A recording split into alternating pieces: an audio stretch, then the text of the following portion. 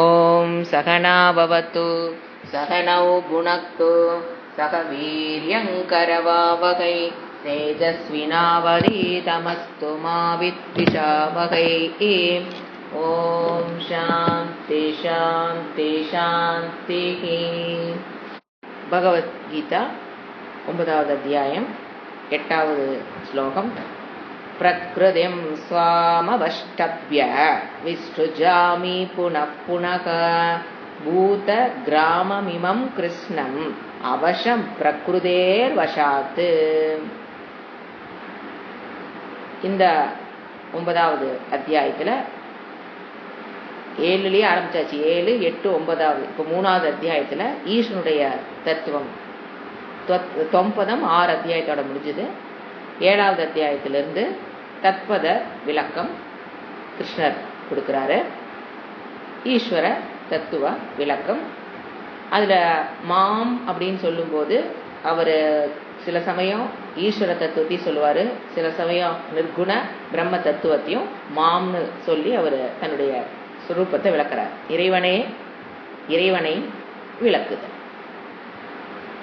அதில் நாம் பார்த்தோம், இந்த வித்யை என்னை பற்றி இறைவனை பற்றிய ஞானத்தை பெறுகிற வித்யை எப்படி சொன்னாரு? குஹ்யதமம், ரொம்ப ரகசிய, வெரி ரேர் டு கெட். ராஜ வித்யா, இதெல்லாம் ராஜ குஹ்யம், இதெல்லாம் அவருடைய வித்தைக்கு அவரே கொடுக்குற பேரு. பவித்ரம், உன்னை ரொம்ப சுத்தம் பண்ண கொடுத்திய ஒரு விஷயம் பவித்ரம்.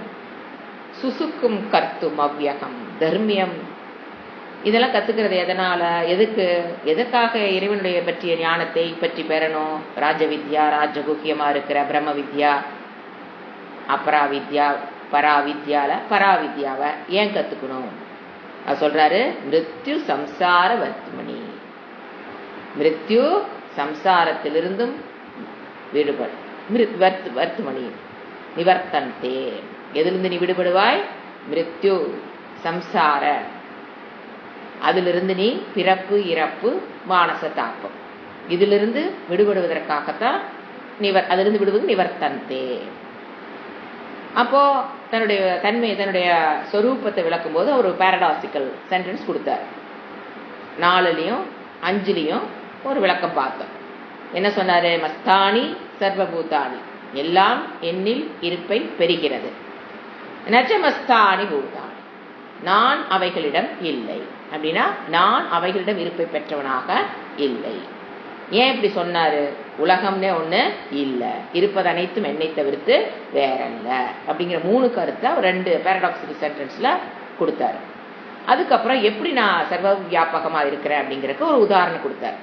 6வது ஸ்லோகத்துல ஆகாசத்துல எப்படி வாயு சர்வ வியாபியாக இருக்கிறதோ அந்த மாதிரி நான் எல்லா விஷயங்களிலும் இங்க இருக்கிற உயிர் உள்ளது உயிரற்றது எல்லாவற்றையும் நான் வியாபகம் அப்படின்னு சொன்னார். அடுத்தது எல்லாத்தையும் தோற்றுவிக்கிறது யாரு? சர்வபூதானி கௌந்தேய பிரகிருதிம் யாந்தி மாமிகா. பிரகிருதிங்கிற வேர்டு சொன்னாரு. பிரகிருதிங்கிறது மாயா. 2 பிரகிருதிங்கிற வேர்டு எப்ப நம்ம பகவத்கீதை படிச்சாலும் அது என்ன மீனிங்ல கொடுக்குறான்னு தெரியும். ஒண்ணு ஜென்ரலா கர்ம பலத்தினுடைய புண்ணிய பாப்பம், சமஷ்டி புண்ணிய பாப்பம், அதுதான் பிரகிருதி ஒரு மீனிங். அது சேத்தனத்தை பெறும்போது பிகம்ஸ் மாயா. இன்னொரு பிரகிருதிங்கிறது குணத்துக்கும் பிரகிருதிங்கிறோட பகவான் கிருஷ்ணர் யூஸ் பண்ணுவார்.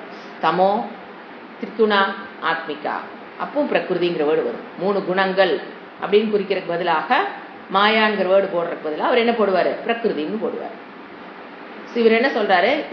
எல்லாமே பிரகிருதியும் யாந்தி மாமிகா கல்பக்ஷயே, முடிவில் எல்லாமே என்னை அடைகிறது. அப்படின்னா என்னைனா நிர்குண பிரம்ம தத்துவத்தை போய் அடைவது அல்ல, என்னுடைய மாயையை எல்லாம் அடையுது. தோற்றத்திற்கு வெளிவந்த மாயா, தோற்றத்திற்கு வெளிவராத மாயாங்கும் போது எல்லாம் அந்த மாயையில் அடக்க பிரகிருதிங்கிற வேர்டு அவர் போடுறாரு. அதுக்கப்புறம் இப்போ நான் என்ன பண்றேங்கிறது இந்த ஸ்லோகத்தில் சொன்னார். 8வது ஸ்லோகத்துல நான் என்ன பண்றேன், ஈஸ்வரனா இருந்துட்டு நான் என்ன பண்றேன்? தோன்றா நிலையில் இருக்கிற விஷயங்களை தோன்ற நிலைக்கு, அவ்யக்தம் டு வியக்தம், சிருஷ்டியை நான் தான் பண்றேன். என்னதான் மனிதர்கள் முயற்சி செய்து என்னென்னமோ ஸ்கோப் எல்லாம் கண்டுபிடிச்சு என்ன பண்ணினாலும் சிருஷ்டி பண்ணவர் சொன்ன அளவுக்கு எந்த சயின்டிஸ்ட்னாலே கண்டுபிடிக்க முடியவே முடியாது. ஏன்னா அவரே விளக்கமாக கொடுத்துட்டாரு. எப்படி நான் படிச்சு எப்படி எல்லாத்தையும் கொண்டாந்து எங்கே ஒடுக்குறேன், அந்த என்னுடைய மாயையில் எல்லாத்தையும் நான் ஒடுக்குறேன். அது மாயைங்கிறது எல்லாத்துடைய கர்மப்படியே நான் சிருஷ்டி பண்ணுறேன். ஃபார் ஜீவர்களுடைய புண்ணிய பாப்பத்தை கழிக்கிறதுக்காகத்தான் சிருஷ்டி நான் பண்ணுறேன்.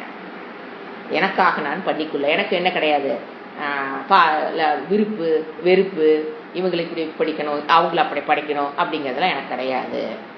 அவங்கவுங்களுடைய கர்ம பலனை வச்சுதான் சிருஷ்டி ஆகுது. உடல் கர்ம பலனை பொறுத்தது. இந்த உலகம் கர்ம பலன்.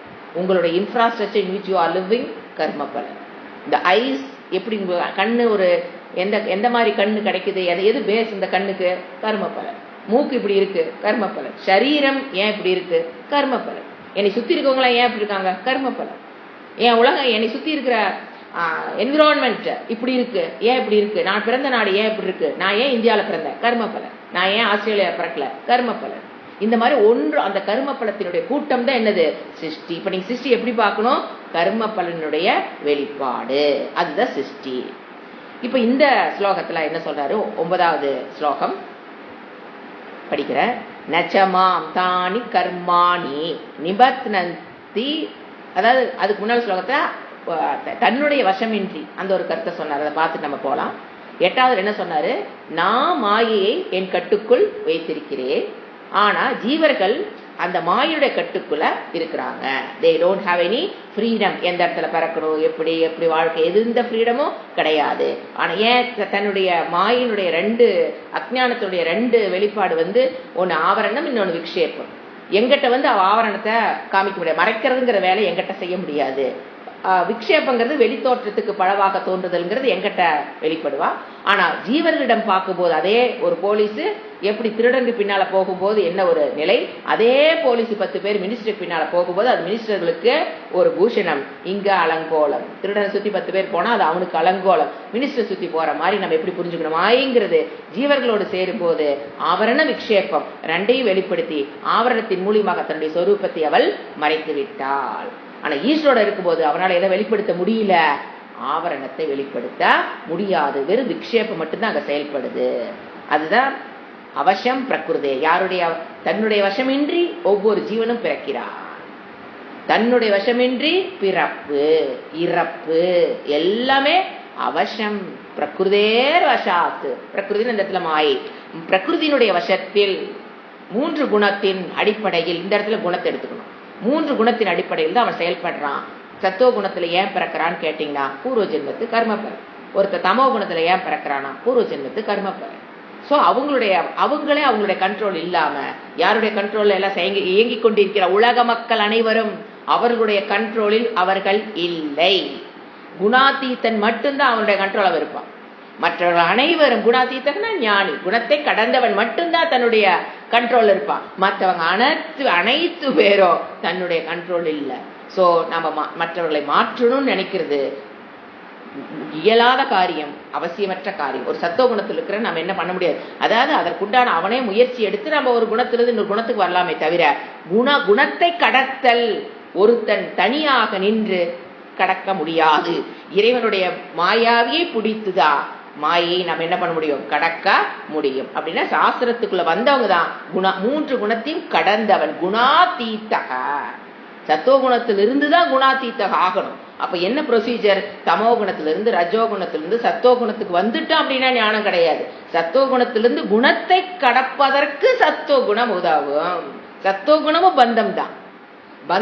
மூணுமே நம்மளை பந்தப்படுத்திட்டு தான் இருக்கு. எப்படி தமோ குணம் ஒருத்தரை பந்தப்படுத்துதோ, ரஜோகுணம் ஒருத்தரை பந்தப்படுத்தோ, சத்துவ குணமும் ஒருவனை பந்தப்படுத்தும். ஏங்க அது குணம். குணம்னாவே அது பந்தப்படுத்தக்கூடியது. அப்போ குணாதீத்தகா, குணாதீத்தகா அவன்தான் ஞானி. அவனை தவிர மற்றவங்க எல்லாரும் யாருடைய செயல்பாட்டில் இருக்கிறாங்க, அவங்களுடைய செயல்பாட்டில் இருக்கிறாங்க. ஒரே நிமிஷம். இப்ப அடுத்த ஸ்லோகம்.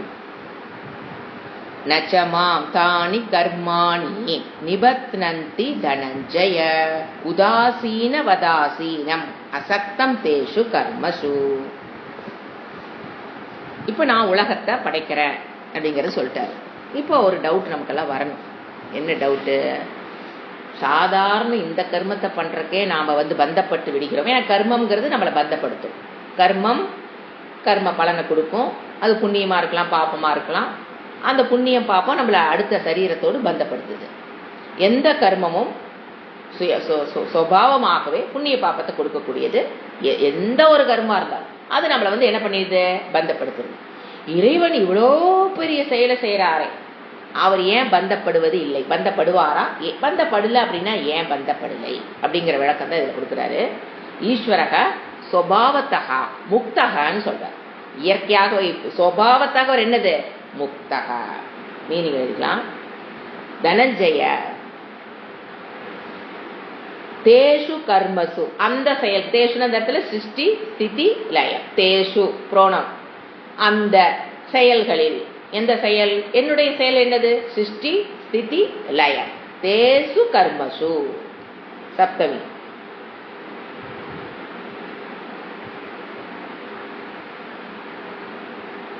அந்த செயல்களில் அசக்தம் பற்றற்று,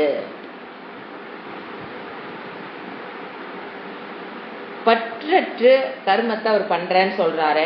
அதை எப்படி டு த கோர் புரிஞ்சுக்கிறது? அவர் என்ன சொல்றாரு இந்த ஸ்லோகத்துல? என்னை போல பற்றற்று நீ செயல்பட்டினா நீயும் முக்தன் தான். இப்ப நான் முக்தன் எதனால் ஆன? பற்றற்று செயல் புரிவதால் நான் முக்தக பவதி. அப்ப பற்றற்று செயல் புரிவதுன்னா என்ன? கர்மத்தை பண்றோம், கர்மன் ஏவாதி காரஸ்தே மாபலேஷு கதாச்சன் அதெல்லாம் பண்றோம். பற்றற்று செய்யற கர்மத்தில் அத பற்றற்று எப்படி செயல்படுறது? இறைவனுக்கு பற்று இல்லைன்னு பாக்குறோம். நம்ம செய்யும் போது கர்மத்தோட ஒரு பற்று. கர்ம தனி அவருக்கு இறைவனுக்கு என்று அவர் தன்னுடைய இண்டிவிஜுவாலிட்டிய அவர் தொலைத்து விட்டதால் அவருடைய செயல் அவருடைய ஈஸ்வரனுடைய செயல்பாடுகள் அங்க என்ன கிடையாது? ராகம் துவேஷம்ங்கிறது கிடையாது. எந்த ஒரு செயலை செஞ்சாலும் அதுல இது எனக்கு பிடிக்குதுனோ இது எனக்கு பிடிக்கலினோ அவருக்கு அந்த பற்றுங்கிறது ராகத்வேஷம் தான். அந்த செயலை செய்யும் போது இது எனக்கு பிடிக்குது, இது எனக்கு நல்லது, இது செஞ்சா அப்படி ஆயிடலாம், இது செஞ்சா இப்படி ஆயிடலாம், எதுவுமே கிடையாது. இப்ப நம்ம கர்மத்தை பண்றோம் அப்படின்னா நமக்கு அதுல இந்த செயலை செஞ்சா கர்ம பலனை எதிர்பார்த்திருப்போம், இல்ல எனக்கு பிடிக்குதுன்னு சிலதை பண்ணுவோம், இல்ல இது பண்ணுனா இது எனக்கு நல்லது அப்படிங்கறதுக்காக நம்ம பண்ணுவோம். அப்ப அந்த கர்மம் பற்று.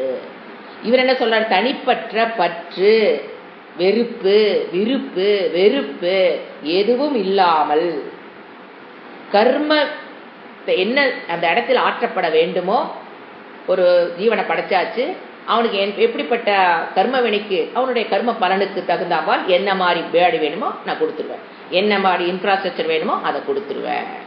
அதுதான் சொல்றாரு. பற்று அற்றுனா ராக துவேஷத்துக்கு உட்படாமல் கர்மத்தை பண்ணுகிறேன். அதனால நான் என்ன எப்படி செய்யறேன்? பற்றற்றுன்னு புரிஞ்சுக்கணும். உதாசீன இன்னொரு வேர்டு கொடுக்கிறார். உதாசீனவத்து, உதாசீன மீனிங் எழுதிங்க அப்புறம் பார்க்கலாம். உதாசீனங்கிறது நல்ல அழகான வேர்டு. உதாசீனவத்து, உதாசீனனை போல்னு எழுதுங்க, விளக்கணம் பார்க்கலாம். உதாசீனனை போல், அசக்தம் பற்றற்று, ரெண்டாவது உதாசீனனை போல் ஆசீனம், ஆஸ்ன அப்படி இருந்து கொண்டு. இது ரெண்டு அசக்தம் ரெண்டு வேர்டு சொல்றாரு. பற்றற்று செய்யறதுன்னா என்னென்ன? உதாசீனனை போல் செய்வது பற்றற்றுன்னு ஒரு வேர்டு. பற்றற்றுங்கிறத உதாசீன்கிற வேர்டை போட்டு விளக்குறார். பற்றற்று உதாசீனனை போல் ஆசீனம். ஆசீனா ஐ எம் டூயிங், உள்ளவன். யாரு? மா. இந்த இடத்துல மாம்ங்கிறது யாரு? ஈஸ்வரன். என்னை தானி கர்மாணி, ஈஸ்வரன் எடுத்துக்கிறோம், பிரம்ம தத்துவம் அல்ல, ஈஸ்வர தத்துவம். மாம் என்னை ஈஸ்வரன் சொல்றார். கிருஷ்ண ரூபத்திலிருந்து ஈஸ்வரன் பேசுறார். என்னை தானி கர்மாணி, அந்த செயல்கள். எந்த செயல்கள்? சிருஷ்டி ஸ்திதி லயம். அந்த செயல்கள் நச்ச நிபத்னந்தி, பந்தப்படுத்துவது இல்லை.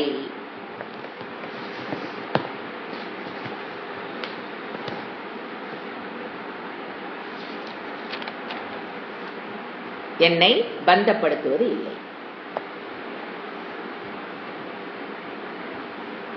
ஏன் என்னை பந்தப்படுத்துவதில்லை? அவர் கொடுக்கிற வேர்டு பற்றற்று. அதுக்கு அவர் கொடுக்கிற வேர்டு உதாசீனம். இப்ப நம்ம எதை புரிஞ்சுக்கிட்டு எல்லாம் புரிஞ்சுக்கலாம். உதாசீனனாக நீ செயல்படு. ராகத்வேஷத்திலிருந்து விடுபட்டு செயல்படுவது ஒண்ணு. உதாசீனவத்துனா என்னன்னு கேட்டீங்கன்னா, அதாவது கண்டுகொள்ளாம உதாசீனா இருக்கானா நம்ம என்ன ஜென்ரலா என்ன சொல்லுவோம், அந்த மீனிங் எடுத்துக்கொள்ளக்கூடாது. கண்டுக்கிறது இல்ல, குடும்பத்து மேல பொறுப்பு இல்ல, சுயநலமா இருக்காங்க, ஒரு பொறுப்பை ஏத்துக்கிறது இல்ல, தன்னை எதிலுமே ஈடுபடுத்திக் கொள்வதில்லை, எந்த பொறுப்புகளையும் எடுத்துக்கொள்ளாத நிலை. அதுக்கு பேர் நாம சொல்ற ரொம்ப உதாசீனமா இருக்கான் அப்படின்னா பொறுப்புகளை எடுத்துக்கொள்ளாத நிலையில் உள்ளவன் உதாசீனன். இப்ப இவர் என்ன வேர்டு போட்டாரு? உதாசீனன். எல்லாரும் எப்படி போனா எனக்கு என்ன, எனக்கு கிடைச்சதா நம்ம வாழ்ந்தமா, உதாசீனன்கிறதா. ஆனா இங்க வேர்டு உதாசீனன் இல்ல, ஒரு வேர்டு ஒன்று ஆட் பண்றது பாத்தீங்களா, அதுதான் அந்த மீனிங்கே கிராமர்ல மாத்தி இங்க சான்ஸ்கிரிட்ல வத்து. வெரி உதாசீன நுனிப்புள் மேய்ச்சிட்டு அப்படின்னா இந்த மீனிங் தான் கிடைக்கும். அப்ப இறைவன் என்ன படைச்சிச்சு, நீ எப்படியா போ, எங்க போன எனக்கு என்ன, பொறுப்பற்று அப்படி புரிந்து கொள்ளக்கூடாது. உதாசீனனை போல் நான் கர்மத்தை செய்யறேன், சிருஷ்டி சிதியெல்லாம் எதையோ செஞ்சு விட்டுட்டு எப்படியா போ அப்படிங்கறதல்ல. உதாசீனன் இல்லங்க, உதாசீன வத்து. வத்துங்கிற வேர்டு என்னது? இப்ப பலவத்து அப்படின்னா பலத்தை உடையவன் பலவத்து. அப்போ தான் உதாசீனன் அல்லன்னு அர்த்தம். இந்த உதாசீனத்தோட நீங்க வத்துங்கிற வேர்டு ஆட் பண்ணீங்கன்னா சான்ஸ்கிரிட்ல உதாசீனன் அல்ல அப்படின்னு அர்த்தம் வரும். நெகட்டிவ் மீனிங் கொடுக்கக்கூடிய வேர்டு தான் என்னது? உதாசீனனுக்கு ஆப்போசிட் உதாசீன வத்து. பலவத்துங்கிறது பலமுடையவனை போல் இருக்கிறான் அப்படின்னு என்ன அர்த்தம்? பலம் இல்லைன்னு அர்த்தம், ஆனா காட்டிக்கிறான்னு அர்த்தம். சோ அதை போல் வத்து. சோ நாட் என்ன சொல்றது, உதாசீனன் அல்ல. அப்ப உதாசீனனாக நான் இல்லைங்கிறார். அப்படி நான் செயல்படுகிறேன் அப்படின்னா எப்படின்னாங்க, ஒரு எக்ஸாம்பிள் சொன்னா நல்லா புரிஞ்சுக்கும். என்னத்தை போட்டு குழப்புறாரு, அதாவது இப்ப நான் 2 சீனரி சொல்றேன், அந்த உதாசீன வத்துங்கிற வேர்டு புரிஞ்சுக்கிறதுக்கு. இப்போ ஒரு டீச்சர் இருக்காங்க, தம் பையனும் அந்த ஸ்கூல்ல படிக்கிறாங்க. ஒரு கிளாஸ்ல அவங்க டீச்சர் பண்றாங்க, தம் பையனும் படிக்கிறான், மற்ற பசங்களும் படிக்கிறாங்க. இப்ப இவங்க சொல்லி கொடுக்குறாங்க, சொல்லி கொடுக்கும்போது தன்னுடைய கர்மத்தை செய்யறாங்க. இப்ப அதுல கர்ம வினை வருது. பசங்களுடைய மார்க் தான் என்னது அந்த மிஸ்ஸுக்கு, அதுதான் பேசும். மார்க் லிஸ்ட் தானே பிரின்சிபல்கிட்ட பேசும். கரஸ்பாண்ட் பேசுறது யாரு? உன்னை கொண்டு விட்டு கிளாஸ்ல விட்டா நீ என்ன பண்ணிட்டு இருக்கிற அப்படின்னு கேட்கறதுக்கு மார்க் தான் பேசும். இத்தனை பேர் கம்மி, இத்தனை பேர். நீங்க பாருங்க, அந்த டீச்சரு தன்னுடைய குழந்தைங்க உள்ள இருக்கு, மற்ற குழந்தைகள் அங்க இருக்கு. கர்ம வினையை பாருங்க, இந்த அம்மா கர்மம் பண்ணிட்டாங்க. கர்ம வினைய அந்த attitude of the teacher towards her son and towards other students எப்படி இருக்குன்னு பாருங்க.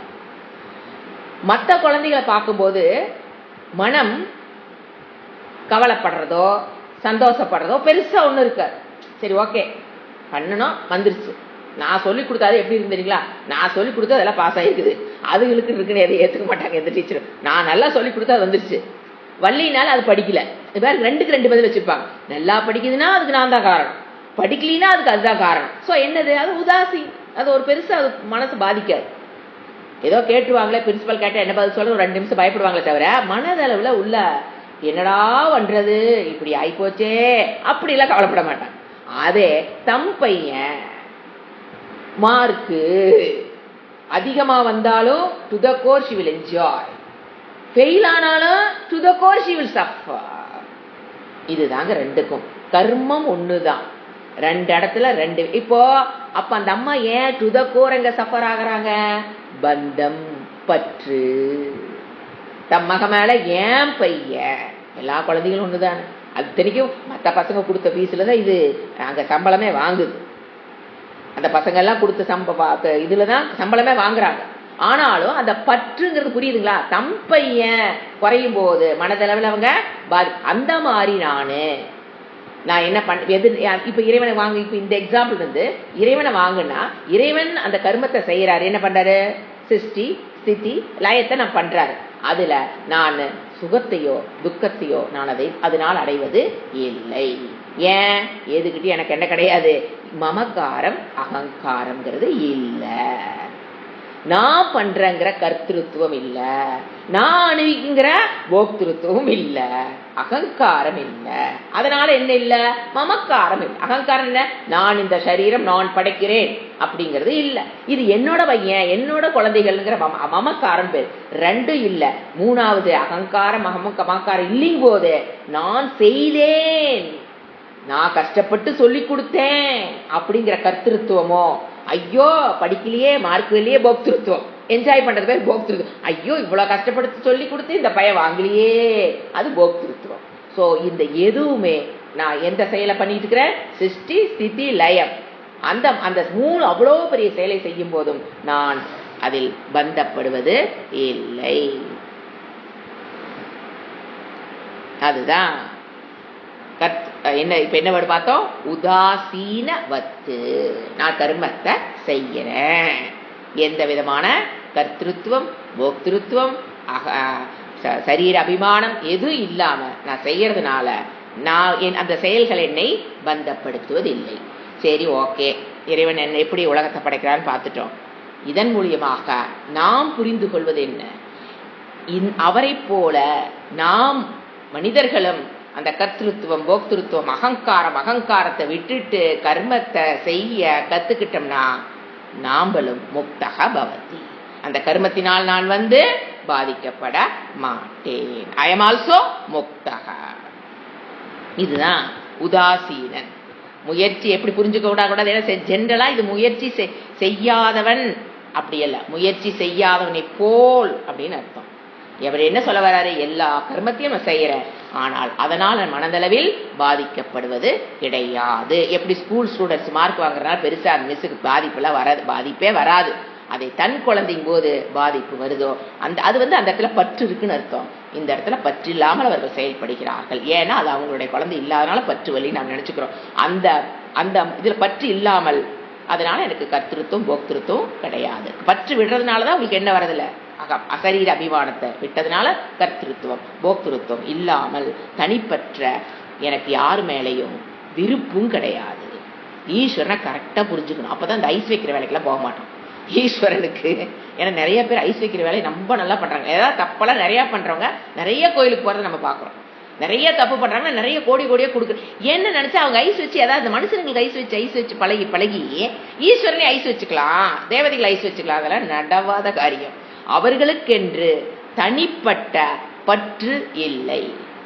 அவர்களுக்கென்று தேவதைகளுக்கு சரி, தேவதைகள் எந்த தேவதைகள் நீங்க போனீங்கனாலும் அவர் எல்லாமே ஈஸ்வர தத்துவத்தினுடைய வெளிப்பாடுதான். சோ எந்த தேவதைகளுக்கும் தனிப்பட்ட பற்று, அதாவது விருப்பு யார் மேலையும் கிடையாது, யார் மேலே வெறுப்பும் கிடையாது. அதுதான் தேவதைகளுடைய ஈஸ்வருடைய நிலையை. யார் மேலே பற்று. அப்ப எப்படிங்க? அனுகிரகத்தை நம்ம டேப் பண்ணலாம். That is intelligent way of living.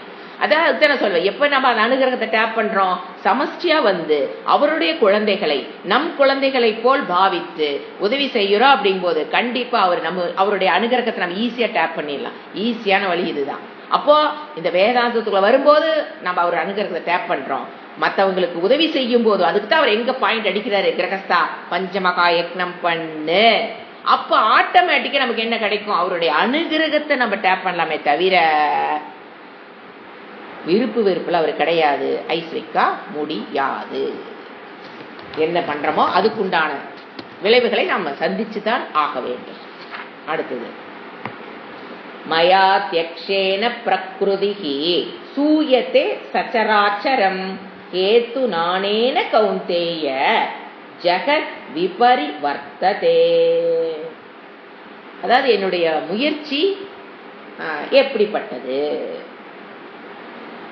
இந்த உலகத்துல நான் ஒரு படைப்பு தொழில் செய்யறேன் இல்லையா, அதுல என் பங்கு எவ்வளவு? ஒரு வேலை செய்யறோம், என் பங்கு எவ்வளவு? அதுக்கு இந்த இடத்துல சொல்றாரு, சாட்சி மட்டும்தான் நான் எந்த வேலையும் செய்யறதில்ல. என்னுடைய இருப்பில் மாயா செயல்படுகிறாள். இதுதான் ஒரே ஸ்டேட்மெண்ட். என்னுடைய இருப்பில் நிர்குண பிரம்ம தத்துவம், என்னுடைய இருப்பில் அல்லது ஈஸ்வர தத்துவம், அதனுடைய சாட்சி. நான் இந்த உலகம் படைக்கிறதுல என்னவா இருக்கேன்? இருப்பை மட்டும்தான். என்னுடைய இருப்பில் நாம இருப்பை கொட்டி கொடுக்கறது இல்லைங்க. என்னுடைய இருப்பில் சந்நிதி மாத்திரேன maya is creating the world. I am not doing any karma. நான் தான் பண்ணங்கிறாரு. இப்ப மாயை தான் பண்றா. என்ன சொல்றாரு? நான் இப்ப எங்க இருந்து ஈஸ்வரனுடைய நிர்குண ஈஸ்வரனா பேசினாலுமே தன்னுடைய நிர்குண பிரம்ம தத்துவத்தில் நின்று பேசும்போது அவர் என்ன சொல்றாரு? ஐ am not doing any karma, Maya is doing any. எல்லா கர்மத்தையும் மாயை தான் பண்றாங்க. ஆனா என்னுடைய இருப்பில் புரிஞ்சுக்கணும். மாயா சிருஷ்டி செய்கிறது. இவை நீங்க எழுதிக்கலாம். அத்தியக்ஷேன, இதுதான் அந்த இருப்புங்கிற வேர்டு எப்படி நல்லா டீப்பா புரிஞ்சுக்கலாம். என்னுடைய இருப்பில் அவங்க செயல். அத்தியக்ஷேன மேற்பார்வையில், என்னுடைய இருப்பினால். மயா, மயாங்கிற இடத்துல நிர்குண பிரம்ம தத்துவத்தை சொல்ற. போன ஸ்லோகத்துல சொன்னது ஈஸ்வர், இதுல சொல்றது மயாங்கிறது நிர்குணம். ஏன்னா அதுதான் சாட்சி மாத்திரமா இருக்கும். பிரகிருதியானது என்ன பண்ணுது? மாயா பிரகிருதி சச்சராச்சரம் அப்படின்னா அசைவது சர அச்சரம். அசையறதையும் அசையாததையும் கூடிய சூயத்தே பிறப்பிக்கிறது. சூயத்தேனா பிறப்பிக்கிறது. அசைகிற பொருள்களையும் அசையாத பொருள்களையும் என்னுடைய இருப்பினால். மாயா பிரகிருதி என்னுடைய என்பது நிர்குண பிரம்ம. எப்படிப்பட்ட முயற்சி இந்த உலகத்தை ஸ்திதி பண்றதுக்கு, சிருஷ்டி பண்றக்கும்? என்னுடைய பிரசன்ஸ். இங்கிலீஷ்ல சொன்னோம்னா ஜஸ்ட் இன் மை பிரசன்ஸ். என்னோட வேலை சிருஷ்டில என்ன பண்ற? நிர்குண பிரம்ம என்ன சொல்லுது? பிரசன்ஸ் மட்டுமே என்னுடைய முயற்சி.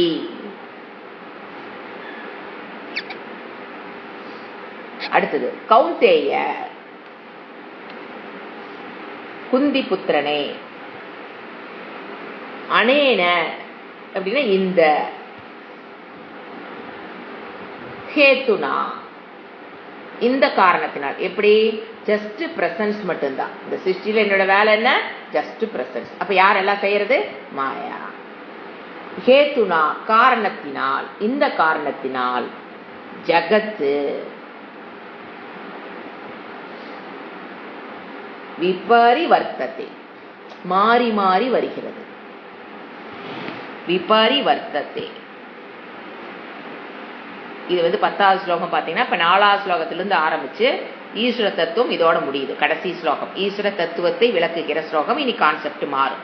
4 to 10 இது கான்செப்ட். இப்ப இந்த இடத்துல நிர்குண பிரம்மம் தான் என்னன்னு புரிஞ்சுக்கணும். சாட்சி, பிரசன்ஸ், அத்தியக்ஷேன. அந்த அத்தியக்ஷேனங்கிற வேர்டு புரிஞ்சுக்கணும். இப்ப நம்ம பாத்தீங்கன்னா உலகம் என்பது காரியம். அதற்கு உண்டான இப்ப காரிய காரண பிரக்ரியா. இப்போ உலகம் என்பது காரியம். காரணம் யாரு? பிரகிருதி. அந்த பிரகிருதி தான் என்னவா மாறுது? ஃபர்ஸ்ட் ஸ்தூலமா மாறி, அப்புறம் சூக்ஷ்ம மாறி, அப்புறம் ஸ்தூலம் அப்படி கூட வச்சுக்கலாம். சூக்ஷ்மம் ஸ்தூலமா மாறி இந்த உலகமா இருக்கு. ஜட உலகம்.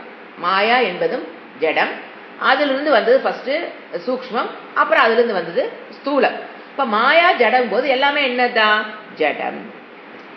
இப்போ இந்த உலகம் காரியம்.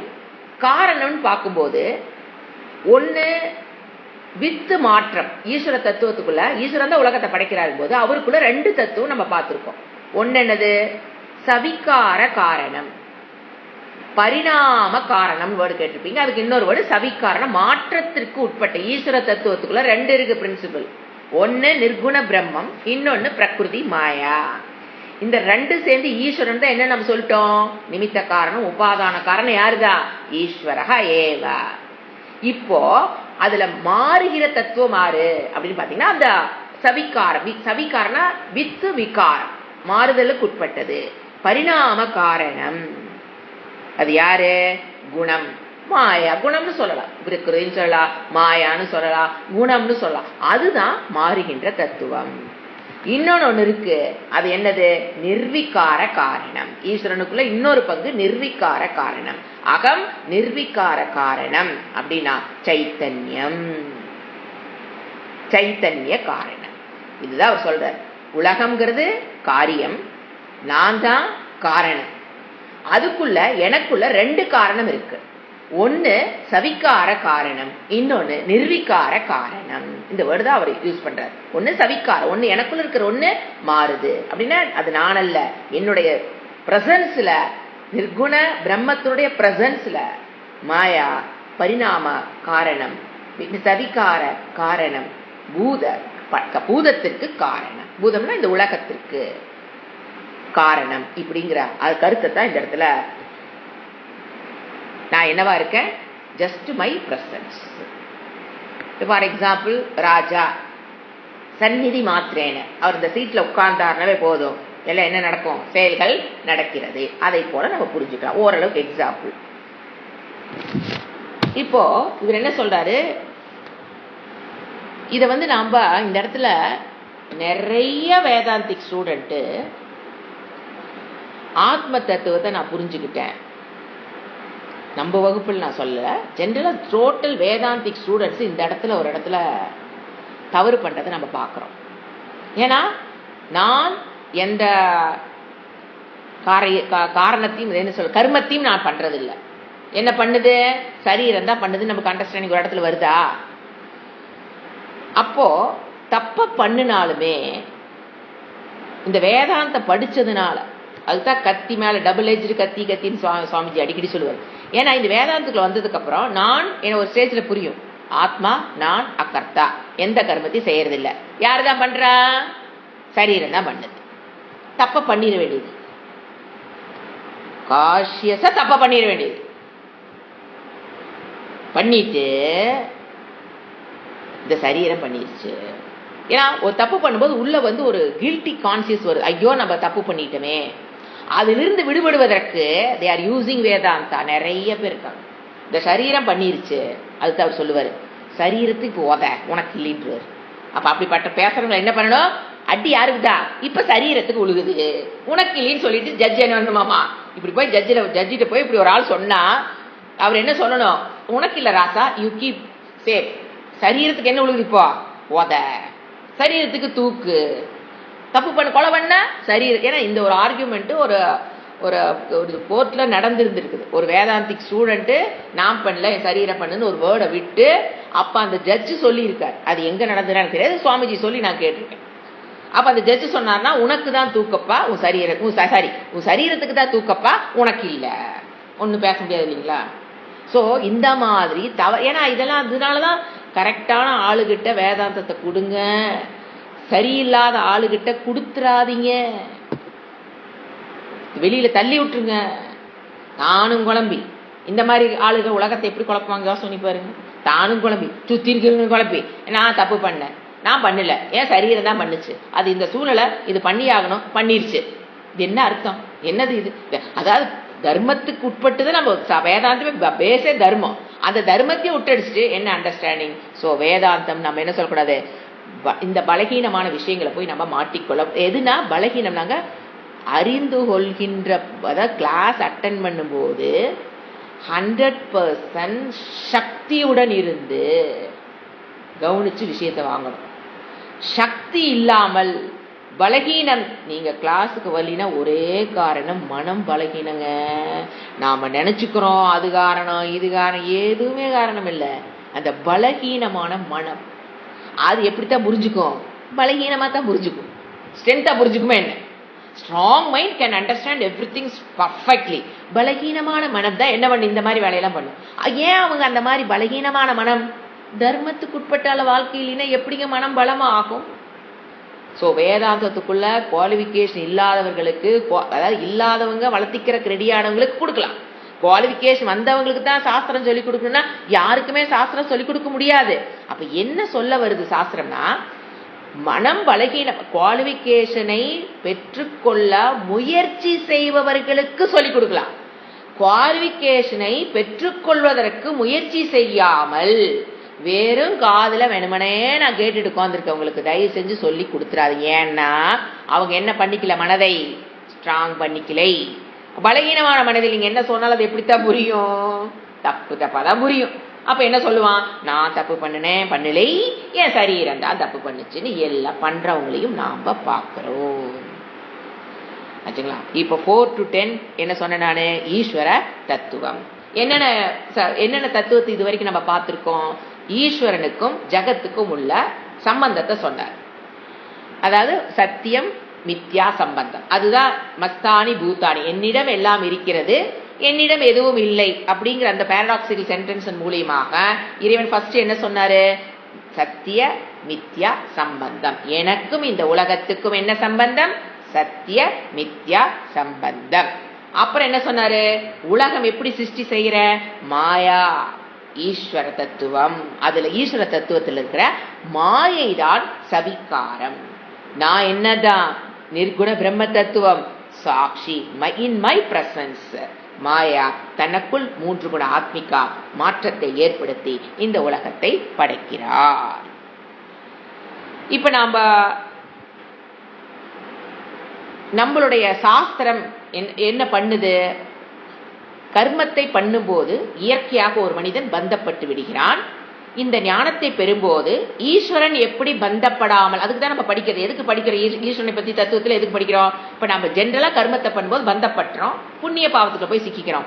அப்ப ஈஸ்வரனை போல் நம்ம கர்ம செய்ய தெரியுது அப்படின்னா பந்தப்படாமல், கர்த்திருவம் இல்லாமல், போக்திருத்துவம் இல்லாமல், மமக்காரம், அகங்கார், ஃபர்ஸ்ட் அகங்கார், சரீர அபிமானத்தை விட்டு நீங்க கர்மத்தை செஞ்சிட்டீங்கன்னா யூ ஆர் ஈஸ்வரகன்னு இப்ப யார் சொல்றா? ஈஸ்வரனே சொல்றாரு. அடுத்தது 11வது ஸ்லோகம். இதோட என்ன சொன்ன? ஈஸ்வரனுடைய தத்துவம் மெயின் கான்செப்ட் 10வது ஸ்லோகத்தோட முடியுது. 11ல இருந்து இதை தெரியாதவங்க நம்ம அவங்களுடைய நிலை என்னன்னு சொல்றாரு. இந்த ஈஸ்வர தத்துவத்தை, ஈஸ்வரனை என்ன சொல்லலாம், ஏன் எல்லோரும் இதை புரிஞ்சுக்கிறது இல்ல? இந்த ஸ்லோகத்தை படிச்சா நாம் ஒரு பெரிய குறையிலிருந்து வெளியில வந்துடும்.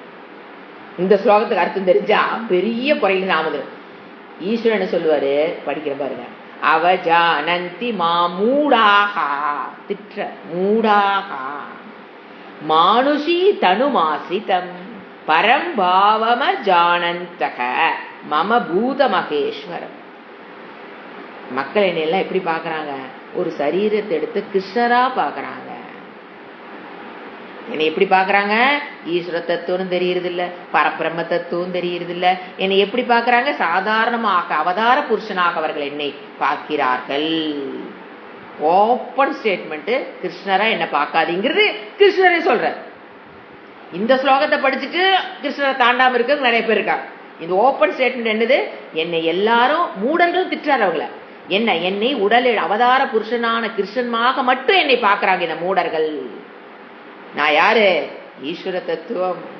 அது சொல்றாரு, எழுதிக்கலாம். பூத மகேஸ்வரம். நான் எப்படி இருக்கிறேன், என்னை எப்படி புரிஞ்சு வச்சிருக்காங்க பாரு. என்னையே யாரும் புரிஞ்சுக்கலிங் போது நீ அடிக்கடி சொல்றியே என்னை யாரும் புரிஞ்சுக்க மாட்டேங்கிறாங்க, நான் சொன்னது வேற, அவை தப்பா புரிஞ்சுக்கிறாங்க. நான் ஜென்ரலா நம்ம சைக்காலஜியா பாத்தீங்கன்னா நான் சொல்றது யாருமே புரிஞ்சுக்கல அப்படிங்கறது லைஃப்ல நம்ம வாழ்க்கையில ஒரு நாளைக்கு ஒரு தடவையா சொல்லிடும். ஐயோ நான் அப்படி சொல்லல, நான் என்னத்த சொன்னேன், நீ என்ன செஞ்சு வச்ச, என் சொல்றது யாருக்கு எதுவுமே புரியுதுல, புலம்புறமா. அதை நம்ம இந்த ஸ்லோகத்தோட விட்டு தூக்கி எரிஞ்சிடுவோம். இறைவன் என்ன சொல்றாரு? நான் சொல்றதையே யாரும் கேட்கறது இல்ல, புரிஞ்சுக்கிறது இல்ல. நீ ஆற்றால் ஒரு அல்ப புத்தி அல்ப சக்தி வச்சுக்கிட்டு நீ சொல்றதெல்லாம் எல்லாம் புரிஞ்சுக்கணுமா? மகாசக்தி படைத்த நான் சொல்றதையே எவனும் புரிஞ்சுக்கிறது இல்ல. பகவத்கீதையில கிருஷ்ணர் தான் அல்டிமேட்னு சொல்றவங்க இருக்காங்க, மூட ஜனங்கள். என்னை யாரும் அவங்கள புரிஞ்சுக்கவே இல்லை. என்னை ஈஸ்வரனாக நானும் எத்தனை ஸ்லோகம் போட்டு சொல்லி கொடுத்தாலும் அதெல்லாம் அங்கங்க அப்படியே பைபாஸ் போட்டு ஒதுக்கி விட்டுட்டு எங்க வந்து நின்னுக்கிறதே கிருஷ்ணா கிருஷ்ணா கிருஷ்ணா மூடாகான்னு திட்டுறார். மீனிங் எழுதுங்க. பூத மகேஷ், நான் எப்படி இருக்கிற? ஈஸ்வரனாக இருக்கிறேன். யாரை ஈஸ்வரனாக? ஆளுகின்ற தன்மை, ஈஸ்வர தத்துவம். யாரை ஆள்கின்றேன்? பூதங்களை, அனைத்து உலகத்தையும் ஆளுகின்ற ஈஸ்வரனா இருக்கிற. ஆனா எல்லாரும் என்ன சொல்றாங்க? கிருஷ்ணா கிருஷ்ணான் இருக்காங்க. என்னை யாரும் புரிஞ்சுக்கல, நான் சொன்னதை யாரும் கேட்கல. நான் சொல்ல புரிஞ்சுக்கல, அதே அர்த்தம். நான் சொன்னதை யாருனாலையும் நிறைய பேர் 99.999 பீப்புள் என்ன பண்றது இல்ல, இதை புரிஞ்சுக்கிறது இல்ல. பகவத்கீதைன்னு அந்த கிருஷ்ணா தான் அல்டிமேட். சோ அனைத்து உயிர்களுக்கும் நான் எப்படி இருக்கிறேன்? ஆளுகின்ற தன்மை படைத்தவனாக, ஈஸ்வரனாக. போற பாருங்க, மகேஸ்வரன், ஈஸ்வரனாக உள்ளதாக. மம, என்னுடைய, பரம்பாவம்.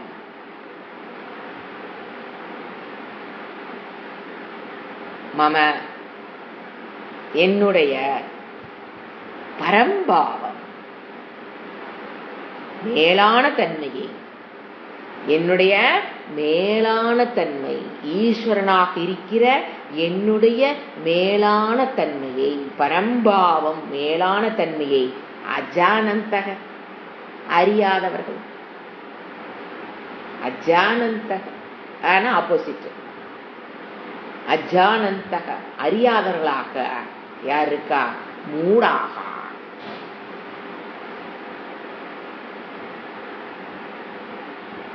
பகவத்கீதைக்குள்ள வந்து பகவத்கீதையை படிச்சவங்களை தந்துட்டார்.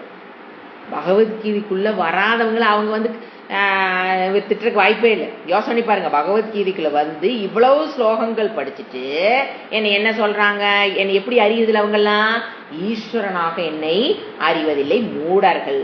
ஏன்னா பகவத்கீதைக்குள்ள வராதவங்களை கேட்டீங்கன்னா அவங்களுக்கு இறைவங்கிற ஒரு தத்துவத்தை தவிர வேற எதுவும் அவங்களுக்கு போக மாட்டாங்க. மூடாக.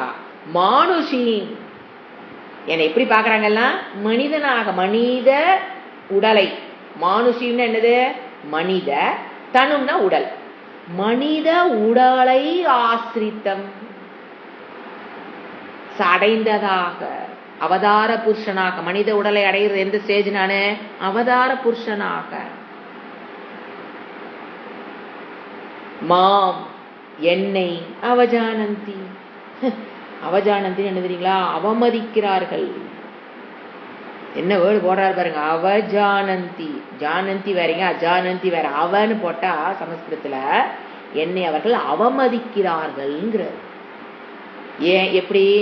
பகவத்கீதைக்குள்ள வந்துட்டு பகவத்கீதையை படிச்சுட்டு என்னை வந்து ஒரு சரீரத்தை எடுத்த கிருஷ்ணனாக மட்டும் புரிந்து கொள்றவங்க, நான் உண்மையான என்னுடைய பாவம் என்ன? பரம்பாவம் மேலான ஈஸ்வரனாக, படைப்பு ஈஸ்வரனாக, சகுண பிரம்மனாக, நிர்குண பிரம்ம தத்துவமாக, என்னை ரெண்டு எடுத்துக்கலாம். நிர்குண பிரம்ம தத்துவமாக அல்லது மாயோட சேரும்போது சகுண பிரம்ம தத்துவமாக அறியாமல் பகவத்கீதைக்குள்ள வந்துட்டு என்னை எப்படித்தான் பாக்குறாங்க? மானுஷ சரீரம் எடுத்தவனாக. என்னங்க? அவதார புருஷனாக மட்டும் என்னை பார்த்து இவங்க புரிஞ்சுக்கிட்டு ஒரு கூட்டத்தை சேர்த்தி அதுகளுக்கு வேற சொல்லி கொடுத்து, நீ உறிஞ்சு நீ கம்மு இருந்தீங்கன்னா பிரச்சனையே இல்லை, நீ ஒரு கூட்டத்தை சேர்த்தி நானும் சொல்லித்தரேன்னு ஆரம்பிச்சு ஒரு கூட்டத்துக்கு எல்லாத்துக்கும் என்னது? கிருஷ்ணர் இஸ் அல்டிமேட்னு சொல்லி கொடுத்து திட்டுறாரு. என்னை அவமதிக்கிறார்கள். போய் டிக்ஷனரி எடுத்து சான்ஸ்கிரிட் வேர்ட் எடுத்து போய் பாருங்க. அவஜானந்தி. ஜான ஞாதாங்க டு நோ. ப்ரிஃபிக்ஸ் இங்க என்ன ஆயிருக்குது? ஆட் ஆயிருக்குது. அவனா அவமரியாதைன்னு அர்த்தம். நம்ம தமிழ்ல சொல்ல பாத்தீங்களா? அவமரியாதைக்கு முன்னால அவ போடுறோமா இல்லையா? மரியாதை. அதுக்கு என்னங்க வேர்டு ஆப்போசிட்? அவ. அதேதான் இங்க.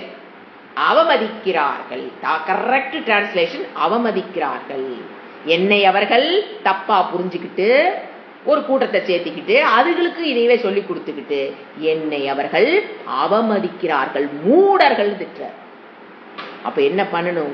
உருப்படியா சாஸ்திரத்தை படிச்சு ஈஸ்வர தத்துவத்தை புரிஞ்சு பிரம்ம தத்துவத்தை புரிஞ்சவங்க, உபனிஷத் படிச்சவங்க தான் பகவத்கீதையை நடத்துவதற்கு குவாலிஃபைட். சரி, இவங்கெல்லாம் வேணும்னு பண்றாங்க கேட்டா வேணும்லாம் பண்றது இல்லைங்க. அவங்கள பொறுத்த வரைக்கும் ஒரு குரூப்புக்கு பகவத்கீதை கிருஷ்ணர் தான் அல்டிமேட்னு வச்சுக்கிறாங்க. ஸோ அதுக்கு மேல அவங்க உபனிஷத்துக்குள்ள நீங்க உள்ள போனாலும் அங்க வந்து நிர்குண பிரம்மம் தத்துவனாலும் அவங்க கிருஷ்ணனா தான் புரிஞ்சுக்கிறாங்க. கொடுமையிலும் கொடுமை. அதுக்கு போய் அவ்வளவு இதாகி சகுண பிரம்மம்னால என்னங்கிறாங்க? அதுவும் கிருஷ்ணன். நிர்குண பிரம்ம தத்துவ மீனிங் வந்தா அதுவும் கிருஷ்ணன். அப்ப அவதாரம் அதுவும் கிருஷ்ணன். எப்படிங்க புரிஞ்சு, எப்படிங்க படிச்சு என்னத்தை புரிஞ்சுக்கிறது? Very difficult to understand. அப்ப அதுக்குள்ள மாயா அதுவும் கிருஷ்ணன்.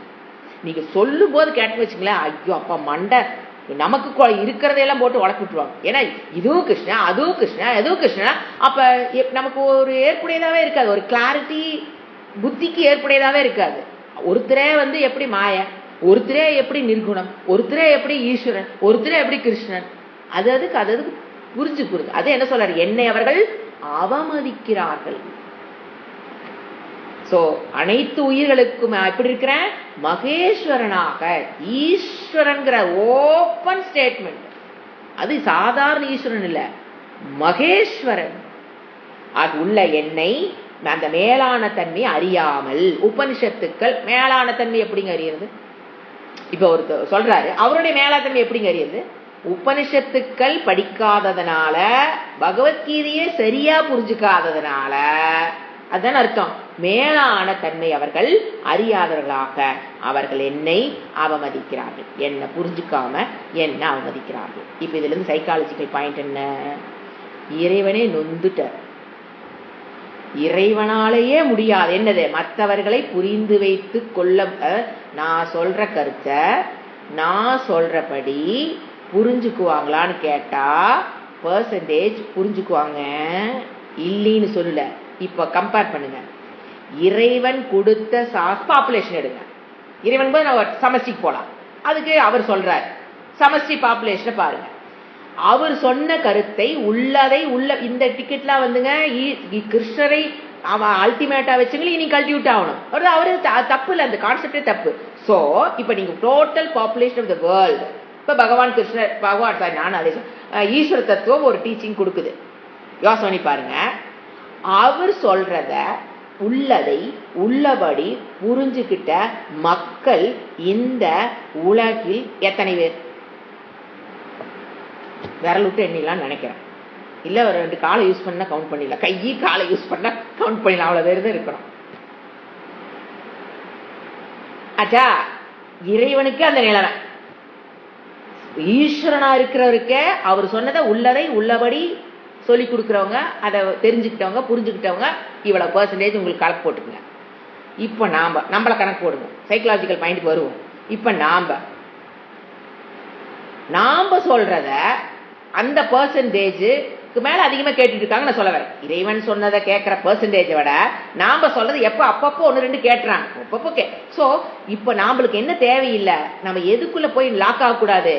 நான் சொன்னதை உள்ளதை உள்ளபடி புரிந்து கொள்பவர்கள் ஒருவராவது இருப்பார்கள்னு எதிர்பார்க்க கூடாது. 1% கூட.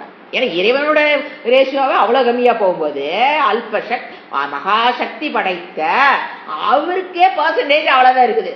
எத்தனை? 5, 10, 15, 20 சிங்கிள் டிஜிட்ல மேபி ஒரு 50 அப்படி வேணா வச்சுக்கலாம். டபுள் டிஜிட்ல மினிமம் டபுள் டிஜிட் வேணா வச்சுக்கலாம். எது அவர் சொல்ற டீச்சிங் அப்படியே புரிஞ்சுக்கிறது. இந்த உலகத்துல டோட்டல் பாப்புலேஷன் ஆஃப் த வேர்ல்டுல வேதாந்தம் புரிஞ்சு சொல்லதை புரிந்த அந்த ஞானத்தை பெற்றவர்கள் எத்தனை பேருங்க இருக்கிறாங்க? ஒரு டபுள் டிஜிட் வேணா போட்டுங்க. நீங்க பெர்சன்டேஜ் போட்டு பாருங்க. பாப்புலேஷன்ல ஒரு 50 பேர்த்த போடுங்க, என்னங்க பெர்சன்டேஜ் வரப்போகுது? டெசிமல்ல .not ஒரு 1, 2, 3, 4 வரும் இல்லைங்களா? ஆச்சா, அப்படிங்கும்போது இப்ப சைக்காலஜி நம்ம என்ன புரிஞ்சுக்கிறோம்? நான் அவரை பார்க்கும்போது கம்பேரிட்டிவ் டு ஈஸ்வரா, என்னை பார்க்கும்போது நான் சொல்வதை உள்ளதை உள்ளபடி புரிஞ்சுக்கிற ஆள் எல்லாருமே, அது ஞானியா இருந்தாலும் சரி, அக்ஞானியா இருந்தாலும் சரி, குருவா இருந்தாலும் சரி, அவருக்கு என்ன புரியணும்? முதல்ல உட்கார்ந்து என்ன தெரியணும்? நான் சொன்னதை உள்ளதை உள்ளபடி புரிஞ்சுக்க கூடிய ஆள் யாரும் இருக்க முடியாதுன்னு 0 போட்டுச்சுக்கணும். பெர்சன்டேஜுக்கே போகக்கூடாது, 0. ஆனாலும் அதுக்கு மேல அவர் உட்கார்ந்து நடத்துறாரு பார்த்தீங்களா, அது அவருடைய கிரேட்னஸ். எனக்கு என்ன நல்லா தெரியும், இறைவன் சொல்லியா யார் அங்க புரிஞ்சுக்கிறது அவருக்கு தெரிஞ்சு சொல்லி கொடுக்க உட்கார்றாருன்னா 0% போட்டுதான் உட்காருவாரு. அப்பதான் அது கரெக்டா போகும். யாருனாலும் இது புரிஞ்சுக்கொள்ள முடியாது. ஏன்னா இறைவன் சொல்லி யாரும் புரிஞ்சுக்கல. சோ இப்ப என்ன நம்ம புரிஞ்சுக்கிறோம் சைக்கலாஜிக்கல் பாயிண்ட்ல? கிளீனா புரிஞ்சுக்குங்க. நான் சொன்னதை இன்னைக்கு தாட் ஆஃப் த டேவே இதுதான். நான் சொன்னதை அது சரியா இருக்கலாங்க, 100% கரெக்டா இருக்கலாம், அதெல்லாம் பாயிண்டே கிடையாது. நான் சரியாத்தானே சொன்னேன், நான் நல்லதானே. ஐயோ, நீங்க சரியாத்தான் சொல்லியிருப்பீங்க, நல்லதைத்தான் சொல்லியிருப்பீங்க, அதுல மாற்றுக்கிறதுக்கே இங்க வரல. யூ வில் பர்ஃபெக்ட்லி நீங்க கரெக்டா இருப்பீங்க. அதை மாத்தி செஞ்சு போய் குழியில கூட விழுவாங்க, ஆனா உங்க வச்சு கேட்க மாட்டாங்க. நீங்க சொன்னதை ஃபாலோ பண்ணலனா கண்டிப்பா கொஞ்சம் போய் அந்த வேலையை செஞ்சு குழியில விழுவாங்க. உளுந்து எந்திரிச்சாலும் ஆட இன்னைக்கு அவங்க அன்னைக்கே சொன்னாங்கன்னு மட்டும் ஒத்துக்க மாட்டாங்க. ஸோ நம்மளுடைய அப்ரோச் டுவர்ட்ஸ் ஃபேமிலி, நாம பக்கத்து வீட்டுக்கோ போய் நாம என்ன பண்ண போறதில்ல, அட்வைஸ் கொடுக்க போறதில்ல. நம்ம குடும்பத்துக்குள்ள இருக்கிறவங்கள நான் சொல்றத நல்லா பதிவு வச்சுக்கோங்க. உள்ளதை உள்ளபடி புரிந்து கொள்றவர்கள் யாரும் இருக்க போவதில்லை. என்னங்க இப்படி காலங்காத்தால் இப்படி போட்டா எப்படிங்க குடும்பம் நடத்துறதுனா? இறைவன் எப்படிங்க நடத்துறாரு? யோசனை பாருங்க, இறைவன் இவ்வளவு பெரிய சிருஷ்டியை பண்ணி சித்தி பண்ணிட்டு இருக்காரு, என்னங்க பண்ணிட்டு இருக்காரு? ஆட்டம் ஒரு 2 டிக்கெட் 4 டிக்கெட் வச்சுக்கிட்டு நான் என்ன பண்ணிட்டு நம்ம புலம்புறமே. கோடி கோடியான ஜனங்களை படைத்த இறைவன் அப்பதான் என்ன வரும்? உதாசீனவத்து. இப்ப ஜாயின் பண்ணிக்கிங்க. அவர் எப்படி இருப்பாரு? உதாசீனவத்து. சோ அந்த கர்த்திருவம் அந்த நிலைக்கு நாம வந்து ரெடி ஆயிக்கணுமே தவிர மற்றவர்கள் நம்ம பேச்ச கேட்கணும்னு எதிர்பார்க்கறதே இப்ப இந்த காலகட்டத்தில் என்ன தெரியுங்களா? இப்ப நீங்க அட்வைஸ் பண்றீங்கனாவே அல்லது ஒரு சொல்றீங்கனாவே அது பாப்ப செயலாக அவங்க பாக்குறாங்க. மற்றவர்கள் நீங்க ஒன்று சொல்லி பாருங்க, நான் இதெல்லாம் இவ்வளவு கஷ்டம், இவ்வளவு எங்கிட்ட சொல்ற, இதெல்லாம் பார்ப்போம். நாம வந்து ஃபேக்ட சொல்லுவோம், இப்படி பண்ணுனா இப்படி ஆயிரும், நீ சாப்பிடுற வருதா இல்லையா வார்த்தை, அட இப்படி பண்ணுனா இப்படி ஆயிரும் அப்படின்னு நீங்க சொல்லி பாருங்க. சாபல விடாத, பொடுசலும் சொல்லு, நீ சாபல விடாத, அப்படி ஆயிரம் எனக்கு சாப்பிடுறியா, அப்படித்தான் புரிஞ்சுக்கிறாங்களே தவிர நாம சொல்ற கருத்து மண்டையில ஏறவே ஏறாது. ஏன்?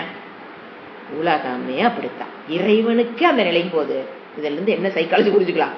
யாரும் நாம சொன்னதை கேட்க மாட்டார்கள். என்னங்க இப்படி காலங்காத்தால் இப்படி ஒரு குட்டை தூக்கி போட்டா இது எப்படித்தான் எனக்கு குடும்பம் நடத்துறது? என்னன்னா ரொம்ப ஈஸி. இப்போ நீங்க ஒரு இடத்துல ஒரு கருத்து, ஒரு ஃபேமிலிக்குள்ள இருக்கிறவங்க நம்மள வந்து, அதாவது நான் சொல்றது மெச்சூர்ட் பீப்புள் ஆஃப்டர் 18, அதுக்கு முன்னால நம்ம ஒரு 10 ஏஜ் வச்சிருக்கோம். இப்போ வந்து நான் ஒரு 10, 15 அது வரைக்கும் நாம வந்து மேக்சிமம் சொல்லணும். அதுக்கப்புறம் தலைக்கு மேல வந்துருச்சும்பாங்க, அந்த காலத்துல சொல்லுவாங்க, தலைக்கு மேல புள்ள வளர்ந்துட்டா பையன் வந்துட்டா உனக்கு யாரவன் ஃப்ரெண்டுன்னு அர்த்தம் அப்படிங்கிறாங்களா? அப்படின்னு தலைக்கிட்ட வந்துட்டாளா அப்போ அவளை எப்படி ட்ரீட் பண்ண ஆரம்பிச்சிடணும்? ஃப்ரெண்டு என்னங்க சொல்லுவீங்க? பா இது இப்படி பண்ணுப்பா, அவ்வளவுதான். அதாவது நம்ம தப்பு குடும்பத்துக்குள்ள தவறு பண்றாங்க அப்படின்னா இது தவறுன்னு சொல்றதோட நம்ம வேலை முடிஞ்சிருச்சு. அதுக்கு மேல அதை பத்தி சிந்திக்கூடாது. இது இப்படி போனா இது தப்புப்பா. ஏன்னா as a parent we have to correct the kids. என்னங்க பண்றது அப்படின்னா அது ஏஜை பொறுத்து. இப்ப எங்க வயனுக்கு 35 வயசு ஆகுதுன்னா இப்ப போய் உட்காந்துட்டு ஒன்னும் பண்ண முடியாது. சோ அந்த ஏஜ் குரூப்பை பொறுத்து சின்னதா இருக்க வரைக்கும் ஃபோர்ஸ் பண்ணி செய்ய வைக்கலாம். குட்டியா இருக்க வரைக்கும் 6 வயசு வரைக்கும் 8 வயசு வரைக்கும் இப்படித்தான் அப்படின்னு ஃபோர்ஸ் பண்ணலாம், பண்ணி பழக்கத்துக்கு கொண்டு வர்றது. அது வயசாக போய் கொஞ்சம் பெருசாக என்ன புரிஞ்சுக்கணும்? நாம சொல்லி அவன் கேட்க போறது இல்லை அப்படிங்கிற நமக்குள்ள முதல்ல புரிஞ்சுக்கணும். கேட்கலாம். ஏன்னா கேட்பதற்கும் கேட்காமல் இருப்பதற்கு இறைவன் அங்க சாய்ஸ் கொடுத்துட்டாரு. அவங்களுக்கு இறைவன் கொடுத்துட்டாரு, நீ அம்மா சொன்னதை கேட்கலாம் இல்ல கேட்காம இருக்கலாம் அப்படிங்கிற வாய்ப்பு அவங்க இறைவன் கொடுத்துருக்காரு. அவன் அந்த ஃப்ரீ வில்லை யூஸ் பண்ணி தான் முடிவெடுக்கிறான். நீங்க சொல்றங்கிறதுக்காக அவன் முடிவெடுக்க தேவையில்லை. இறைவன் எப்படி நமக்கு ஒரு ஃப்ரீ வில் ஒருத்தர் நமக்கு சொல்றாரு, நீங்க என்ன எடுத்துக்கலாம், வேண்டாட்டி விட்டுலாம். ஒரு ஃப்ரீ வில் நீங்க என்ஜாய் பண்றீங்களா இல்லையா? அந்த ஃப்ரீ வில்ல இறைவன் அவனுக்கோ மகனுக்கோ மகனுக்கோ பிள்ளைக்கோ பேச்சு கொடுத்துருக்காரு. அதை வச்சுதான் அந்த குழந்தை முடிவெடுக்கும், ஃப்ரீ வில்லை யூஸ் பண்ணி. அப்ப நம்ம என்ன தெரியுங்களா பண்ணணும்? அந்த ஃப்ரீ வில்ல கரெக்டா யூஸ் பண்றதுக்கு உண்டான தர்மத்தின் முறைப்படி நாம வாழ்ந்து அந்த குழந்தைய தர்மத்துக்குள்ள கொண்டு வரணும்னு நினைச்சிட்டோம்னா பிரச்சனை சால்வ். நான் சொல்றேங்க, நீங்க ஏழுனா எதுவும் கேட்க. சோ எங்க பேஸ் எங்க இருக்கணும்? தர்மத்துக்கு உட்பட்டான வாழ்க்கையை பேரண்ட்ஸ் வாயில காமிக்க கூடாது. இது தர்மம், நான் எங்க கிளாஸ்ல கேட்டதெல்லாம் எங்க பிள்ளைகள் சொல்லி கொடுக்குறாங்க, ஐயோ அதாட்ட பிளண்டர் மிஸ்டேக் எதுவும் கிடைக்காது. தயவு செஞ்சு வாய்வை நம்ம திறக்க கூடாது. நீங்க கத்துக்கிறது உங்களுக்காக மட்டும்தான். அவ கத்துக்கணும், அவ ஒரு குருட்டு தான் போய் கத்துக்கணும். அம்மா அப்பா குரு ஆகணும்னா அது அவர்ஷன் ஆயிடும், இப்ப வெறுப்பு வந்து குழந்தைகளுக்கு. சோ என்ன பண்ணணும்? நாம இப்ப இந்த மாதிரி சிச்சுவேஷன் என்னது, நாம ஒரு அட்வைஸ் பண்ணக்கூடாது, இறைவனே எதுவும் சொல்லக்கூடாது, மத்தவங்க நான் உள்ளதை உள்ளபடி என்ன யாரும் புரிஞ்சுக்க மாட்டாங்க போது குடும்பத்துக்குள்ள எப்படிங்க நம்ம ஒண்ணு நடக்கும் போது தப்பு பண்ணும்போது என்ன பண்றது அப்படின்னா, ஃபர்ஸ்ட் நீங்க ஒரு ரோல் மாடலா வாழ்ந்து ஸ்ரேயஸை தேர்ந்தெடுக்கிற, பிரேயஸை விடுத்து ஸ்ரேயஸை தேர்ந்தெடுக்கிற ஒரு வாழ்க்கை முறையை முதல்ல நீங்க அமைக்கணும். ஒரு வார்த்தை உள்ளதை உள்ளபடி அவங்க புரிஞ்சுக்கிறாங்க. அவங்க வார்த்தையை ஒண்ணு கேட்கணும்னா you should be well qualified enough to teach. we must be well, parents should be well qualified enough to teach. அப்ப எங்க குவாலிஃபிகேஷன் வருது? சாஸ்திரத்துக்குள்ள வந்து படிச்சா மட்டும்தான் we will be well qualified enough to சொல்றக்கு. teach means to சொல்றக்கு. அந்த குவாலிஃபிகேஷன்ல வந்து அங்கே நம்ம அவுட் ஆயிடுவோம். ஏன்னா என்ன, சாஸ்திரம் வந்தா தானே குவாலிஃபைட். அத முதல்ல வந்து ரோல் மாடலா நீங்க வாழ்ந்து காமிச்சு தர்மத்துக்கு உட்பட்டு வாழ்ந்து இவங்க சொல்றது சரியாத்தான் இருக்குன்னு அவனுக்குள்ள ஒரு ஐடியா வந்ததுன்னா நீங்க சொல்றத கேட்கணும், இல்லைன்னா கேட்க மாட்டோம். சோ நம்ம என்ன பண்ணணும், இதுதான் அப்படிங்கறத கோடிட்டு காமிச்சிட்டு ஃப்ரீ வில்ல கொடுத்துடணும், விட்டுறணும். அவங்க சாய்ஸ் பண்ணி அதுல தப்பா போகலாம், ரைட்டா போகலாம். எப்படி அவங்க சாய்ஸ் பண்ணாங்கன்னா சில சமயம் தப்பா கூட எடுக்கலாம், சில சமயம் சரியானது கூட எடுத்துடலாம். ஸோ கொடுத்துட்டு அவங்க வரும்போது திரும்பி வந்து நிற்கும் போது, நான் அன்னைக்கே சொன்னேன்ல, நீ சொன்ன கேட்டியா, அன்னைக்கே நான் சொன்னேன்ல, நீ கேட்டியானா குற்றுணர்வு. அப்ப என்ன பண்ணணும், பரவாயில்ல விடு, அடுத்த தடவை கரெக்டா முடிவு. ஒரு தப்பு ஆகி வந்தாங்கன்னா எப்படி அப்ரோச் பண்ண, சரி விடு அதை தப்ப அவ தப்பா எடுத்துட்டு ரியலைஸ் பண்ணிட்டா, நீங்க தப்புன்னு சொல்லிக்காக்க தேவையில்லை, அவதாங்க தப்புன்னு ரியலைஸ் பண்ணிட்டாங்களே. அப்ப நாம என்ன பண்ணோம், okay better luck next time, அடுத்த தடவை நல்லா யோசனை பண்ணி முடிவெடுத்துக்கோ அப்படின்னு ஃப்ரீடம் அவங்களுக்கு கொடுத்துடணும். உடனே உனக்கு முடிவெடுக்க தெரியாத கண்ணு சாமி, ஒரு பிரச்சனைக்கு என்கிட்டயே வா, நானே முடிவு சொல்றேன். இது நிறைய பேரண்ட்ஸ், உனக்கு முடிவெடுக்க தெரியலையா விட்டுரு. கல்யாணம் பண்ணி கொடுத்ததுக்கு அப்புறமா அந்த பொண்ணு அவங்க வீட்டுல தனியா முடிவெடுத்தா நீ தப்பா முடிவெடுத்துற சாமி, எதா இருந்தாலும் நீ என்கிட்ட கேளு, நான் உனக்கு முடிவு சொல்றேன். இப்படிலாம் நான் சொன்னதே இல்லைங்களே. நீங்க ஓப்பனா சொல்லியிருக்க மாட்டீங்க. அந்த பொண்ணு தெரியலிங் போது நீங்க முடிவெடுத்து காமிச்சிருப்பீங்க, அந்த முடிவு அங்க அப்ளை பண்ணிருக்கோம். அந்த பொண்ணு முடிவு பண்ணிக்கும், ஆட அம்மா கேட்டு பார்க்கலாம். அம்மாவை கேட்டீங்கன்னா உததான் கிடைக்கும். அங்க நீ போய் பாரு பிரச்சனையா, அங்க ஒரு முடிவெடு. நீங்க விட்டுருந்தீங்க அந்த பொண்ணு வராது. நீங்க வாய்ப்பு கொடுத்தாதான் அது வந்து கேட்கும். நீங்க வாய்ப்பே கொடுக்காத போது எப்படிங்க அந்த பொண்ணு வந்து கேட்கும்? சோ அந்த இடத்துல முடிவெடுக்கிற சக்திய ஒரு பொண்ணு கல்யாணத்துக்கு முன்னால நம்ம நிறைய பிளான் பண்றோம். தனியா சம்பாதிக்கிறதுக்கு, தனியா நிக்கிறதுக்கு எல்லாம் பிளான் பண்றோம். தானே முடிவெடுக்கிற சக்தியை கல்யாணத்துக்கு முன்னாலேயே பையனுக்கும் பொண்ணுக்கும் கொடுத்து பழக்கிடும். அதுல 4 இடத்துல விழுவாங்க, தப்பே கிடையாது. அப்புறம் 4 இடத்துல எந்திரிப்பாங்க, தப்பே கிடையாது. அதை பழக்கிட்டீங்கன்னா அந்த பழக்கம் ஆஃப்டர் மேரேஜ் இங்கிட்டு வந்து எதையும் கம்ப்ளைண்ட் பண்ணாது. என்ன நினைக்கும், போனா இதை சொன்னா அம்மா என்ன சொல்லுவா, உனக்கு முடிவெடுக்கிற சக்தி இல்லாம என்கிட்ட வந்திருக்கிறீன்னு சொல்ல போறா. அங்க சொல்ற நேரம் கம்முன்னு நாமளே என்ன பண்ணிக்கலாம், ஒரு முடிவெடுத்துக்கலாங்கிற தாயா இருந்தீங்கன்னா பிரச்சனை வராது.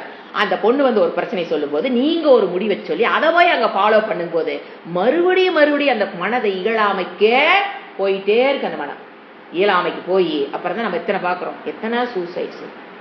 இது ஏன்னா இது பர்சனலா ஏன் சொல்றாங்க, நேத்து ஒரு அம்மா சூசைட் பண்ணிருக்காங்க. முந்தா நேத்து என்னன்னு கேட்டீங்கன்னா, 2 குழந்தைகள், 1 +1, 1 காலேஜ் 3rd இயர். இந்த ஸ்டேஜ்ல well to to family, very well to to family, 10 car இருக்கிற வீடு. அந்த அம்மா சூசைட். இதெல்லாம் ஏன் வருது, அவங்க சொல்றவங்க என்கிட்ட ஷேர் பண்ண சொன்னா, ஐயோ இந்த ஒரு அறிவு மட்டும் அவங்களுக்குள்ள இருந்திருந்தா அந்த சூசைட்ங்கிற பாயிண்ட்க்கு நம்ம போக மாட்டோம். ஏன்னா இந்த மாதிரி புரிதல் வேதாந்தத்துக்குள்ள வந்தா மட்டும்தாங்க இந்த மாதிரி எல்லாம் தன்னைத்தானே அழித்துக் கொள்ற நிலைக்கெல்லாம் அவங்க போக மாட்டாங்க. நாம போறது எங்கேயோ. அந்த மாதிரி ஏன் அவங்க அந்த மாதிரி போறாங்கன்னா, இதுதான் நான் சொன்ன யாரும் புரிஞ்சுக்கல. அந்த அம்மாவோட நீங்க உயிரோடு இருந்து நீங்க கூப்பிட்டு கேட்டு இருந்தா அந்த அம்மா அதான் சொல்லியிருப்பாங்க. என்ன சொல்லியிருப்பாங்க, நான் சொன்ன யாருமே கேட்கறது இல்லைங்க, என்னை யாருமே மதிக்கிறது இல்லைங்க, நான் என்னமோ இந்த வீட்டில் அன்வான்டா இருக்கிறதுக்கு போறது பெருசு, போயிட்டேன். இதைத்தான் அந்த அம்மா சொல்ல போறாங்க. கேட்டு பாருங்க, கூப்பிட்டு கேட்டு பார்த்து உயிரோடு இருந்தா நம்ம கேட்டோம்னா இதைதான் சொல்ல. அதான் நம்ம சூசைட் பண்ணிட்டாங்க.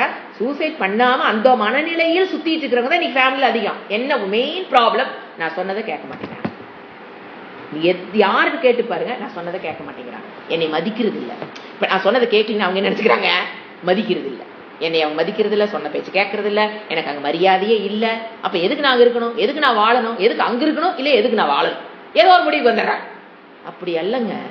அந்த அம்மா வச்சுதான் இப்ப நான் சொல்லிட்டு இருக்கிறேன். இறைவனே இவ்வளவு அழகா சொல்ற விஷயத்த உள்ளதை உள்ளபடி புரிஞ்சுக்காம தப்பா புரிஞ்சு கிருஷ்ணர் தான் அல்டிமேட்னு நடத்திட்டு இருக்கிற இறைவன் என்னங்க நினைவாரு, அவருனால ஒண்ணும் பண்ண முடியல. சரி ராசா போ. அப்ப அவருக்கே அப்படிங்கும் போது நான் என் மாத்திரம் அப்படிங்கும்போது மனசு அப்படியே என்ன ஆகும், ஒரு ரிலாக்ஸ் ஆயிரு. அடப்போ, நீ கேட்டாலும் சரி நீ கேட்காலும் சரி, நான் சொல்றது என் கடமை, சொல்லிட்டேன், நீ போறது போயிட்டே இரு அப்படி மனசு முதல்ல நமக்கு என்ன ஆகும், relaxation. Very good shloka for all grihastha, for who are living with kids, who are living with parents, யாரா இருந்தாலும் இந்த ஸ்லோகம் பெஸ்ட் ஸ்லோகம். ஓம் சாந்தி சாந்தி சாந்தி. ஹரி ஓம் ஸ்ரீ குருப்யோ நமஹ. ஹரி ஓம்.